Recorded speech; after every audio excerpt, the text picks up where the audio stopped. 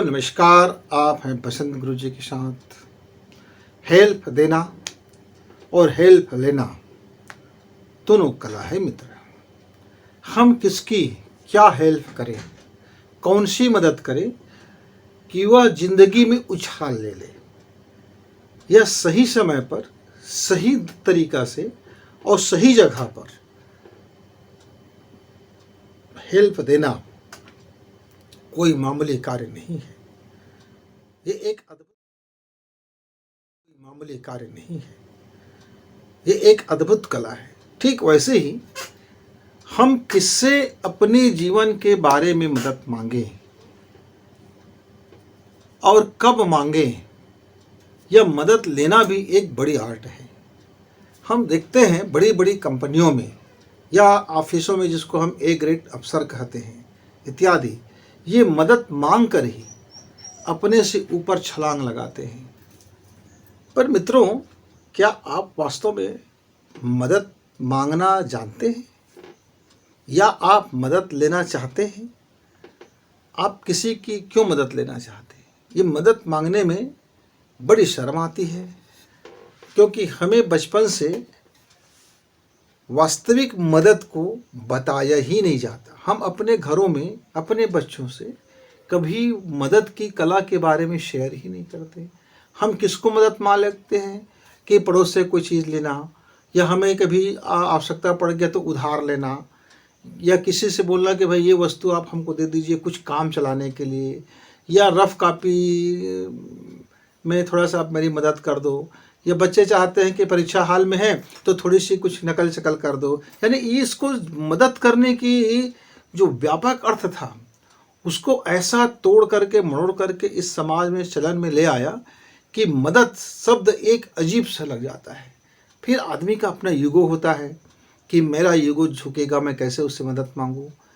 तो ये मदद वाली जो मुझको इसकी महत्ता मुझे कब पता चला, मैं उस समय 11वीं क्लास का परीक्षा दे चुका था और अपनी लाइफ में पहली बार किसी के बिना मदद से मैंने ट्रेन चढ़ी थी।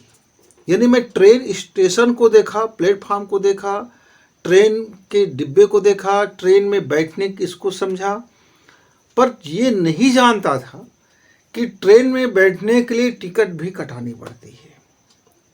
आप कह सकते हैं कितना पिछड़ा था गुरुजी, आपके नॉलेज बिल्कुल कुछ नहीं थे, आप भोंगा बसंत थे। बिल्कुल बिल्कुल। मैं ट्रेन तो बैठ गया, बस उस ट्रेन में जो लिखा था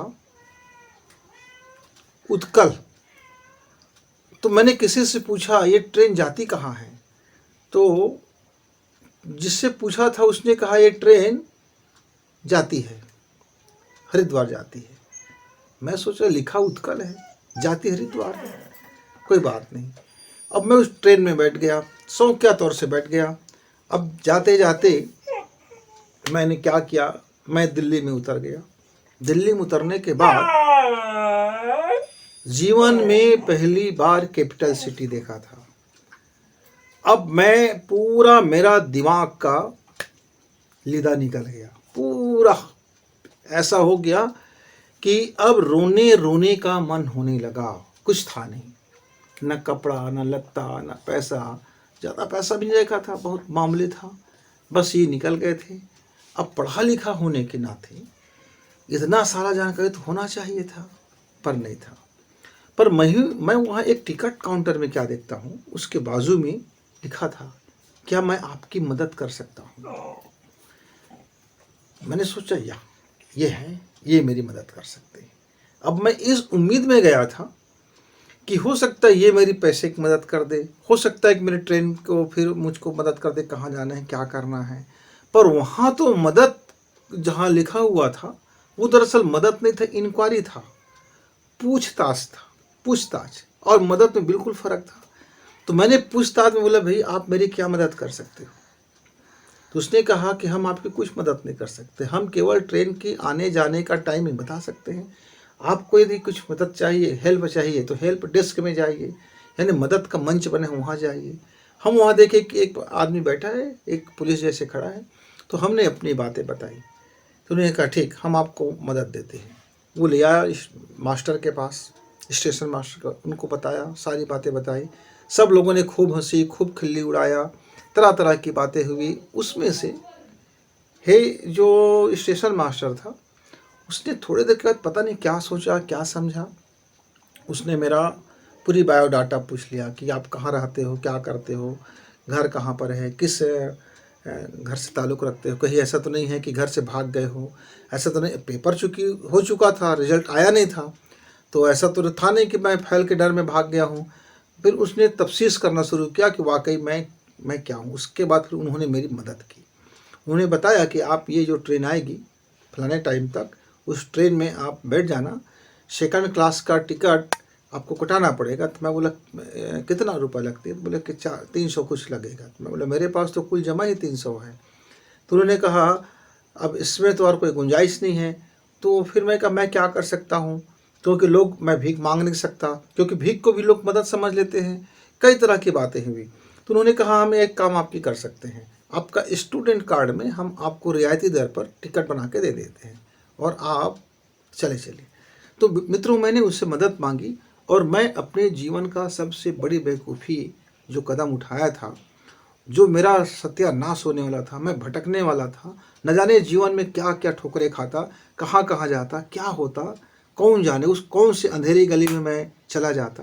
लेकिन एक मदद ने मुझको वापस, मैं ट्रेन में बैठा और घर तक आ गया। मैंने मदद को उसी समय जाना कि जो और लोग मांगते हैं पड़ोस में, घर में, या तो वो कर्ज होता है, या तो वो भीख मांगते हैं, या तो वो दया मांगते हैं, या तो याचिका करते हैं, या निवेदन करते हैं, या फिर कुछ का कुछ का, लेकिन वो मदद नहीं होता। मदद का मतलब मैं समझा, मदद मांगने से पहले आपको किस बाबत मदद मांगना है उसकी पूरी जानकारी होना चाहिए। चूँकि मैं अव्वल दर्जे का बेवकूफ़ी किया था, मैंने जीवन का सबसे बड़ी गलती कर बैठा था कि मुझे कोई जानकारी नहीं था, कुछ भी, ज़ीरो बटे सन्नाटा, और मैंने वह गलत कदम उठा लिया। शौकिया तौर पर कह सकते हैं, फैशन के तौर पर कह सकते हैं, कि फैशन के तौर पर कह सकते हैं, या नादानियाँ कह सकते हैं, बेवकूफ़ियाँ कह सकते हैं, लेकिन कहने को कुछ भी कहिए, मेरा जीवन डार्क हो जाता, अंधेरे में चला जाता। क्यों? क्योंकि मैं अपने घर लौटने की स्थिति में फिर नहीं हो पाता, किसी गलत व्यक्ति के हाथ में पड़ जाता, या कहीं मैं कुछ गलत कर बैठता, या चोरी ही कर बैठता, या जेब कतरी ही कर बैठता, या कुछ भी ऐसा करता जो सही नहीं होता। लेकिन ईश्वर की कृपा कि मेरे दिमाग में एक बात कौंधा कि क्या आपकी मैं मदद कर सकता हूँ। वो मदद शब्द मेरे दिमाग में कौंध गया और कहा कि ये मेरी मुसीबत से मुझे उबार सकता है। मित्रों, तो एक छोटी सी जानकारी, वह मदद वाकई नहीं था, वास्तव में वो एक जानकारी था, इन्फॉर्मेशन था जो मुझको पहले से रखना था, लेकिन मैं रख नहीं पाया था। तो एक जानकारी और जो हौसला दिया वो मदद था। उन्होंने जो मेरी रास्ता सुझाया कि कैसे मैं उस मिनिमम राशि में मैं अपनी मैक्सिमम सफ़र कर सकता हूँ, कैसे मैं बिना विदाउट टिकट हुए भी टिकट के साथ में, अपनी भोजन के साथ में मैं घर तक कैसे पहुँच सकता हूँ। तो मैंने तो उपवास रखने का व्रत कर लिया था, सोच लिया था कि भाई मैं ट्रेन टिकट ले लेता हूँ और उपवास करते करते जाऊँगा, लेकिन पानी पीना जरूरी हो जाता है। तो जो उन्होंने मुझको गाइड किया वो मेरी मदद था, और जो मुझको गाइड के लिए ले गया था वो उनका ड्यूटी था, और जिन्होंने मेरी उपहास उड़ाया, उपहास किया, वो जीवन में कभी मदद के महत्व को नहीं जानता था। तो सब वही हुआ। अब मैं उस समय से मैं ये समझ गया कि मदद एक इम्पॉर्टेंट चीज़ है। तो हम जब क्या देखते हैं कि हम किसी से मदद मांगने जाते हैं ना, तो बड़ी शर्म आती है। शर्म आने के दो कारण होते हैं, या तो हमें बताना पड़ेगा कि मैं इस क्षेत्र में बिल्कुल जीरो हूँ, मुझे नॉलेज नहीं है, मुझे इसकी कोई ख़ास जानकारी नहीं है, और मुझको अपने क्षेत्र के बारे में पूछना है। तो अपने को स्वीकार करना पड़ता है कि हाँ, मैं इस क्षेत्र में नहीं जानता। और दूसरा शर्म क्यों आती है? दूसरा शर्म आता है ईगो। मैं मदद मांगूंगा तो लोग मुझको क्या समझेंगे, ये क्या गंवार है, क्या इसको भी पूछना पड़ रहा है, क्या ये डिसीजन नहीं ले सकता, क्या इतनी सी बात नहीं समझ सकता। इस कारण से हम कई जगह अपनी मदद मांगकर चूक जाते हैं, और वो जीवन का टर्निंग पॉइंट हो जाता है। सपोज मान लीजिए उस समय हमको 9th क्लास में यदि मुझे कोई मददगार मिल गया होता, कोई सच्चा हेल्प करने वाला मिल गया होता, तो वो मेरे सब्जेक्ट चयन पर वो मुझे मदद करता। हो सकता है कि मैं इस तरह की पढ़ाई नहीं करके कोई कला कौशल की पढ़ाई करता, हो सकता है कि मैं कोई बिजनेस क्लास ज्वाइन करता, यह भी हो सकता है कि मैं कोई राइटिंग क्लास ज्वाइन करता, यह भी हो सकता था कि मैं कोई अच्छा से वकालत की पढ़ाई करता। मतलब मेरे अंदर की जो प्रतिभा और दक्षता है वो मुझे नहीं पता था, लेकिन यदि मेरे मददगार कोई होता, वह मुझसे बात करके मेरी अंदर को प्रतिभा को पता करके वो मुझे सही गाइड कर देता। और जब मुझे वो सही गाइड करता, वो मेरा मार्गदर्शक होता, सच्चा मार्गदर्शक होता, तो उसकी मदद से मैं अपनी जीवन की उस ऊंचाई को छू लेता जिसकी ऊंचाई को छू लेने के लिए मैं तरसता रहा। क्योंकि अब तब मेरा समय और मेरे मार्गदर्शन के अभाव में मेरा जो कैरियर था, मेरा जो पढ़ाई था या मेरी जो योजनाएं थी, वो बिल्कुल दूसरे रूट में हो गया था, दूसरा गली से पकड़ लिया था। जब मैंने गली ही दूसरा पकड़ लिया, जब मैं दूसरा राजमार्ग ही पकड़ लिया और जब मैं दूसरा साइड ही में जा रहा हूँ, तब फिर वहाँ से लौट करके फिर ज़िंदगी में आना और नई शुरुआत करना महज और सहज काम नहीं होता, बड़ी डिफ़िकल्ट होता है। मित्रों, यदि आप काम करते हैं किसी कंपनी में, तो आपके टीम में यदि 12 लोग हैं, 15 लोग हैं, 20 है, 100 है, 1000 है, तो जो व्यक्ति अपने कामों का मूल्यांकन कराते हैं और मूल्यांकन कराते समय अपने सीनियर से, अपने बॉस से, अपने मैनेजर से वह अपनी मदद मांगते हैं। क्या मदद मांगते हैं कि मैं कौन सा प्रोजेक्ट को हाथ में लूं, आप ज़रा मुझको मेरी मदद करें और मुझे बताएं कि क्या मैं कौन सा काम को मैं अच्छा से कर सकता हूं, क्योंकि मैं नहीं समझ पा रहा हूं कि मैं कौन कौन और काम में दक्ष हो सकता हूं। तो आपको वो कुछ बकवास जैसे काम देंगे आपके ट्रायल के लिए, तो आपको बकवास समझ करके पेंडिंग में नहीं डाल देना है, आपको उस काम को शिद्दत से करना है। क्योंकि मददगार सबसे पहले मदद करने से पहले आपकी क्वालिटी देखता है, आपकी परख देखता है कि आपके अंदर में वो कुवत को पता लगाता है, आपके अंदर में संकल्प शक्ति है कि नहीं उसको देखता है, आपकी नीयत को देखता है, आपकी नीति को देखता है। तो देखने के लिए कुछ तो आपको प्रैक्टिकल देगा, कुछ तो ट्रायल करेगा। और एक बार आप उसकी ट्रायल में खरे उतर गए, सरेंडर कर दिया, आपने पूरी लाइफ उसको समर्पित कर दिया कि आप कहते हैं आप ज़्यादा जानकार हैं, आपने दुनिया देखी है, आपका अनुभव है, आपका नॉलेज है, आप मुझको गाइड करेंगे तो निस्संदेह मेरा तरक्की अच्छा होगा और आप मेरा मेंटोर बन जाइए। तो मित्रों, आजकल अलग अलग जितने भी कंपनियों में या बड़े बड़े स्कूलों में, बिजनेस स्कूल में खास करके, या फिर आपका शेयर मार्केट में, या फिर अलग अलग आप मंत्रालयों में जो मेंटोर रखा जा रहा है, मार्गदर्शक रखा जा रहा है, दरअसल वो मदद के लिए ही रखा जाता है। तो यदि हम उससे अपनी बातों, मदद मांगने से पहले हम जिस चीज़ बाबत मदद मांग रहे हैं उसकी सारी सूचनाएं आप पहले नोट कर लीजिए। जैसे मुझे एक स्कूल खोलना है, तब मैं दुनिया भर से सर्च कर लूँ, जा के मिल लूँ कि कैसे सोसाइटी बनाना है, स्कूल कौन सा कितना बड़ा बिल्डिंग चाहिए और कितने टीचर्स से होते हैं, क्या क्या करते हैं, सारा चीज़ आप पहले इकट्ठा कर लो। अब आपको डिसीजन लेना है, तब आप डिसीजन लेने से पहले आप अपने मददगार के पास जाइए और उनसे मदद मांगिए कि मैं सही काम में कौन सा डिसीजन में करूं, इसकी मुझको मदद करें। आप पूरी योजना बताएंगे तो उनमें से उन्हें जो अच्छा और बेस्ट लगेगा, आपके अनुकूल लगेगा, आपके लाइफ के अनुकूल, आपके सोच के अनुकूल, आपके जीवन शैली के अनुकूल, आपके परिश्रम के अनुकूल, वो आपको फिर गाइड करेंगे और आप उस क्षेत्र में फिर उछाल ले लेंगे। तो मित्रों, आप यदि कोई काम हाथ में ले रहे हैं और एक बेहतरीन काम करना चाहते हैं, आपके पास सारी सूचनाओं का संग्रह है, आपके पास डेटा संग्रह भी है, आप आंकड़ों के साथ बता भी सकते हो, आप लॉजिक समझा भी सकते हो, तब आप अपने सीनियर से, अपने बॉस से, अपने जो जानकार व्यक्ति जिसको आप समझते हैं उनसे मदद लेना कतई ना भूलें। मदद लीजिए, प्रेम से मदद लीजिए, मनुहार करके मदद लीजिए, बता के मदद लीजिए कि मुझको आपकी मदद की ज़रूरत है। कोई शर्म नहीं है। आप कर्ज मांगने में शर्म कीजिए, जेब काटने में शर्म कीजिए, लापरवाही करने में शर्म कीजिए, पेंडिंग काम करते हैं तब शर्म कीजिए, आपका काम बिगड़ जाता है बिना किसी की मदद मांगे ईगो के कारण, तब शर्म कीजिए, पर अपनी काम को बेहतर करने के लिए अपनी मदद मांगना ना भूलें। एक एग्जाम्पल दूसरा देता हूँ। एक गणित का बच्चा था, काफ़ी ब्रिलियंट था, पर कई जगह उनको बेसिक चीज़ें समझ नहीं आते थे। कर तो लेता था, फार्मूला फिट करता था, आंसर भी ले आता था। एक बार के बात है कि मैं यूं ही एक क्लास में चला गया, यूं ही बच्चों का टाइम पास करने, बच्चों के साथ कुछ रूबरू करने, अपनों से अपनी बात करने। तब मैंने उनसे गणित का एक मामूली क्वेश्चन पूछा, बहुत मामूली प्रश्न, ऐसा मामूली था कि आप कह सकते हैं इतने मामूली प्रश्न का उत्तर तो दूसरी क्लास का बच्चा भी दे सकता है। और 12वीं क्लास के स्टैंडर्ड, और वो भी मैं टॉपर छात्र से पूछा था। वो जो भी जवाब देता था मैं उसको गलत कह देता था और साबित भी करता था कि उसका जवाब गलत है। अब वो एक घंटे से वो बेचैन और हैरान हो गया कि इतना इंटेलिजेंट अभी तक का, जिसको किसी की मदद की जरूरत नहीं था, आज हारते हुए वो अपने आप को बड़ी लज्जित और शर्म महसूस कर रहे थे।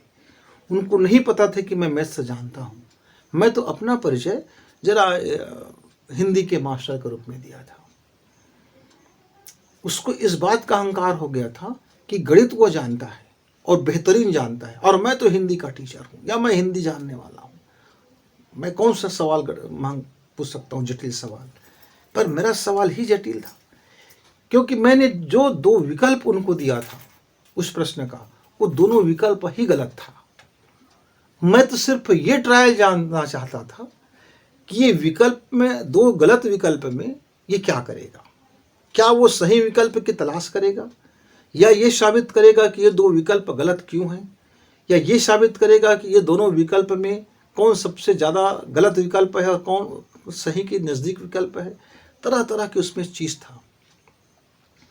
अंत में जब घंटे भर से झुंझला गया, तब उन्होंने कहा कि सर, मुझे बड़ी शर्म आ रहा है कि मैं एक मामूली से उत्तर, मामूली से क्वेश्चन का जवाब नहीं दे पाया। अब इसका हल हो कैसे? तो मैंने कहा, बेटा मदद मांगो। तो बोले, किससे? मैं बोला, या तो मुझसे मदद मांग लो, या अपने में सेक्रेटरी से मदद मांग लो, या अपने मम्मी पापा से मदद मांग लो, और सबसे अच्छा तो यही है कि आप अपने खुद से मदद मांग लो। देखो तो सही, तुम गणित के बेस को जानते हो कि नहीं जानते हो, बेसिक पॉइंट समझ में आता है कि नहीं आते, बेसिक चीज़ें जानते हो कि नहीं जानते हो।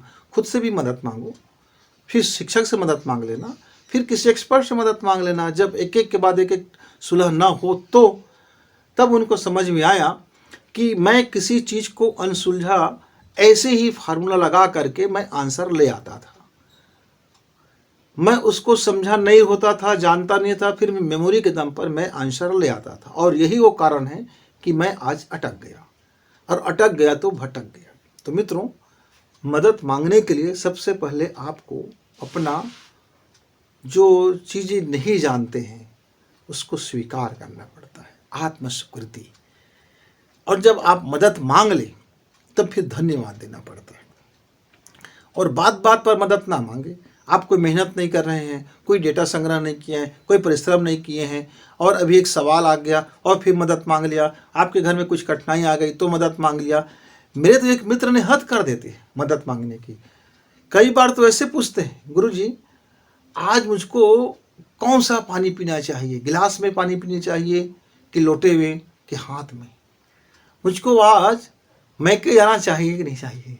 मुझको आप अपने पति से झगड़ा कर लेना चाहिए कि नहीं कर लेना चाहिए? मुझको अपने बच्चे को तपाशी करना है, कोई स्कूल में जाते हैं तो क्या करते हैं? मतलब यदि एक बार आप किसी व्यक्ति को वैचारिक रूप से मदद दे दो, समझा दो कि आपके जीवन में कहाँ परेशानी है, तो वो उस परेशानी को हल करने के बजाय वे आपके ऊपर निर्भर करने की कोशिश करते हैं। मतलब हर बात की आप उसको मदद करो, सांस लेने से की भी मदद करो। तब मददगार व्यक्ति जो होता है फिर खिसिया करके, अव्वल दर्जे का यह आदमी घटिया है, खराब है करके फिर उसकी मदद करना बंद कर देता है। तो आर्थिक मदद तभी लेना जब आप में छूटने की सामर्थ्य हो, जिसको हम कर्ज बोलते हैं, फिर उसको हम मदद नहीं बोलते। हाँ, पहले ज़माने में मदद होता था। पहले ज़माने का मतलब आज से 40 साल पहले। मेरे गांव में एक मध्यम वर्ग का परिवार था। उस परिवार का रिश्तेदार उससे पूछते थे कि आप साल भर में कितना आमदनी कर सकते हो, कितने का आपका अन्न होगा, धान होगा, वो बता देते थे। तो उसके आसपास कहीं ज़मीन बिकता था तो ज़मीन का टुकड़ा लेकर के उनको दे देते थे। बोलते थे कि देखो इतना पैसे की ज़मीन है, आपका नाम हमने रजिस्ट्री कर दिया है, आप एक काम करना, इसको 2 साल 3 साल में आप हमारे पैसा को छूटते जाना, बिना ब्याज का आपको दे रहे हैं, ये बिना ब्याज की हम आपको मदद कर रहे हैं, पर पैसा मूलधन तो लेंगे। तो उन्होंने एक बार दिया, उसने छूट दिया, फिर उसको ज़मीन का टुकड़ा लेके दिए, फिर उसने छूट दिया। ऐसे करते करते 10 साल में मित्र वो व्यक्ति गरीब से एक उच्च कोटि का व्यक्ति बन गया, अमीरों के श्रेणी में आप आने लगे।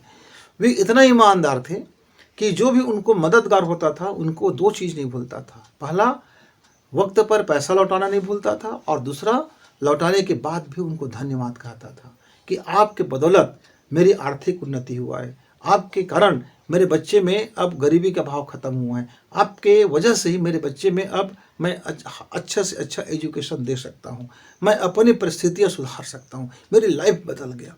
वह एक बात जरूर कहना दिल से कहते थे।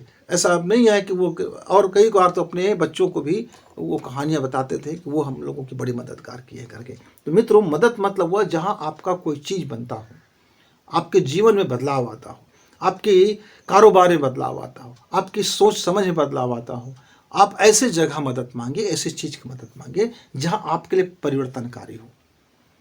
अन्य सारे चीज़ या तो भीख में आता है, या चापलूसी में आता है, या तो फिर ईर्ष्या में आता है, या तो युगों में आता है। तो एडवाइस अलग है, किसी से आप सलाह ले सकते हैं कि मुझको आज शहर जाना है कि नहीं जाना है, मुझको ब्लू कपड़ा पहनना है कि रेड पहनना है, कि मुझको वास्तुशास्त्र का घर बनवाना है कि नहीं बनवाना है। ये सारे चीज़ें सलाह है, ये सब मशवरा है, ये सब मशवरा है। लेकिन यदि आपका घर के बारे में पूरी कंप्लीट जानकारी बता करके आप किसी से राय लेते हो, राय के बाद आप मदद कहते हो कि मुझको क्या करना चाहिए, मेरी मदद कीजिए, वाकई में घर बनवाऊँ कि ना बनवाऊँ, कितना कैसे बनवाऊँ, किस जगह में बनवाऊँ, मेरी कारोबार देख लीजिए, मेरे काम देख लीजिए, मेरे लिए क्या अच्छा हो सकता है, तब वो मदद होगा। लेकिन आप जब किसी को अपने बारे में बताते हो और पूछते हो कि मुझको दरवाज़ा पूरब में रखना है कि उत्तर में रखना है, तो मदद नहीं है, वो आपका एडवाइस है, एक सलाह लेते हो। मित्रों, तो जीवन में बड़ी तरक्की होती है यदि आप एन वक्त मदद मांग लेते हो, सही वक्त का चुनाव कर लेते हो मदद मांगने के लिए, उचित मदद मांग लेते हो और सही व्यक्ति से मदद मांग लेते हो, तो आपकी ज़िंदगी में जो सफलता का जो पैमाना है वो काफ़ी हाई हो जाता है, और लॉस जो है वो बिल्कुल न्यूनतम हो जाता है, और बेनिफिट एकदम हाई हो जाता है। प्रमोशन हाई हो जाना, अच्छी तनख्वाह मिल जाना, और अच्छा नाम हो जाना, अच्छा शोहरत हो जाना, अच्छा कारोबार का बैठ जाना। मतलब आप जब निवेश करते हो इस मदद को, तो आपका वो निवेश आपको कई गुना बना के देता है, चक्रवृद्धि से ज़्यादा 10 वृद्धि बना के आपको देता है।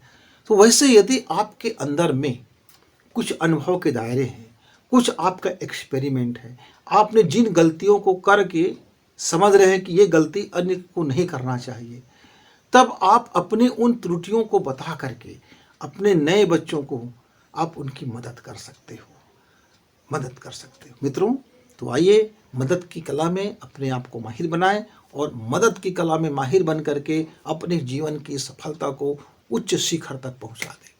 फिर मिलेंगे, तब तक गुरु जी को इजाज़त। नमस्कार, धन्यवाद।